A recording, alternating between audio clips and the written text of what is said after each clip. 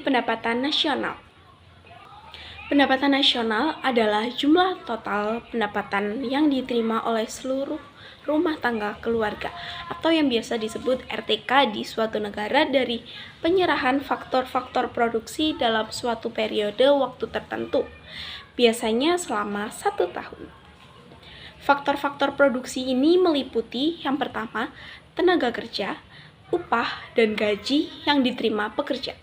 Yang kedua, modal, bunga yang diterima oleh pemilik modal. Yang ketiga, tanah, sewa yang diterima pemilik tanah. Yang keempat, kewirausahaan, keuntungan yang diterima pengusaha. Sejarah singkat dari pendapatan nasional. Konsep pendapatan nasional pertama kali dicetuskan oleh Sir William Petty dari Inggris pada tahun 1665. Ia berusaha menaksir pendapatan nasional Inggris dengan menggunakan anggapan bahwa pendapatan nasional merupakan penjumlahan biaya hidup atau yang bisa disebut konsumsi selama 1 tahun. Metode dari perhitungan pendapatan nasional yaitu yang pertama, metode pengeluaran.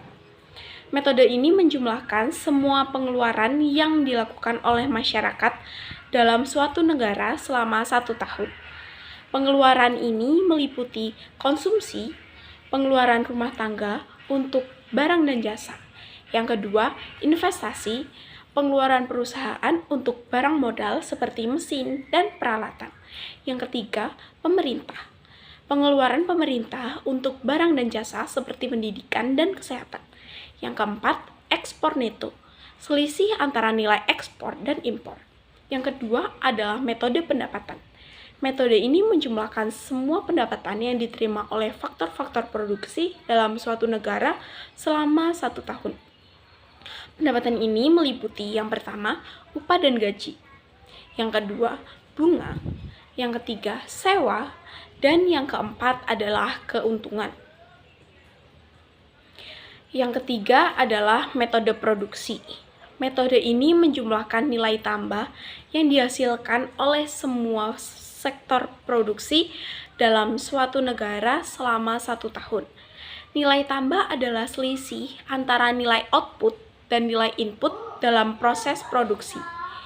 Adapun konsep-konsep dari pendapatan nasional yaitu yang pertama, produk nasional bruto. Jumlah total nilai barang dan jumlah yang dihasilkan oleh warga negara suatu negara, baik di dalam negara maupun di luar negeri, dalam 1 tahun. Yang kedua, produk domestik bruto. Jumlah total nilai barang dan jasa yang dihasilkan di suatu negara, baik oleh warga negara maupun warga negara asing dalam 1 tahun.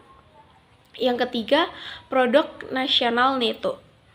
GNP dikurangi dengan penyusutan depresiasi barang modal. Yang keempat, pendapatan nasional neto. NNP dikurangi dengan pajak tidak langsung dan ditambah dengan subsidi. Yang kelima, pendapatan per kapita. NNI dibagi dengan jumlah penduduk. Ada juga manfaat dari perhitungan pendapatan nasional yaitu yang pertama, mengukur tingkat kemakmuran suatu negara. Pendapatan nasional dapat digunakan untuk menilai tingkat kemakmuran suatu negara. Semakin tinggi pendapatan nasional, maka semakin makmur suatu negara tersebut. Yang kedua, menganalisis struktur perekonomian nasional. Perhitungan pendapatan nasional dapat digunakan untuk menganalisis struktur perekonomian nasional seperti kontribusi masing-masing sektor terhadap pendapatan nasional. Pengertian dari pendapatan per kapita. Pendapatan per kapita adalah hasil bagi antara pembagian nasional, biasanya diukur dengan produk domestik bruto (PDB) dengan jumlah penduduk suatu negara. Artinya, pendapatan per kapita menunjukkan berapa banyak pendapatan yang dihasilkan oleh setiap orang di negara tersebut. Rumus dari pendapatan per kapita sendiri adalah pendapatan per kapita sama dengan pendapatan nasional per jumlah penduduk. Manfaat adanya pendapatan per kapita adalah pendapatan per kapita memiliki beberapa manfaat. antara lain seperti: yang pertama, mengukur tingkat kemakmuran. Pendapatan per kapita sering digunakan sebagai tolak ukur kemakmuran dan tingkat pembangunan suatu negara.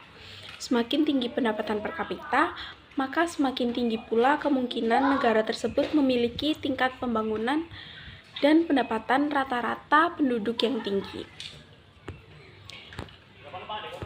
Yang kedua, membandingkan kemakmuran antara negara. Pendapatan per kapita dapat digunakan untuk membandingkan tingkat kemakmuran antar negara.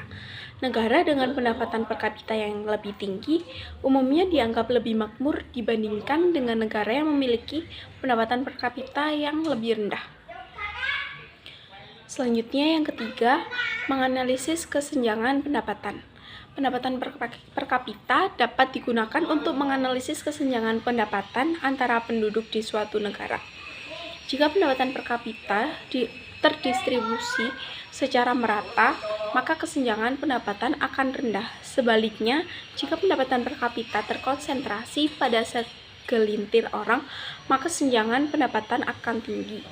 Contoh pendapatan per kapita adalah pada tahun 2017, pendapatan per kapita Indonesia diperkirakan sebesar 13.120 US dollar, menempati posisi kelima di Asia Tenggara.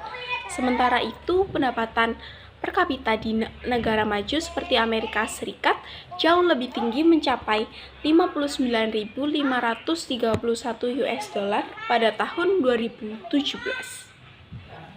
Adapun kesimpulan dari pendapatan nasional dan pendapatan per kapita adalah pendapatan nasional menunjukkan total kekayaan yang dihasilkan sebuah negara, seperti ukuran kue. Pendapatan per kapita menunjukkan seberapa besar potongan kue yang diterima setiap orang. Meskipun penting, keduanya memiliki keterbatasan. Pendapatan nasional tidak memperhitungkan kualitas hidup, sementara pendapatan per kapita hanya rata-rata dan tidak mencerminkan kesenjangan.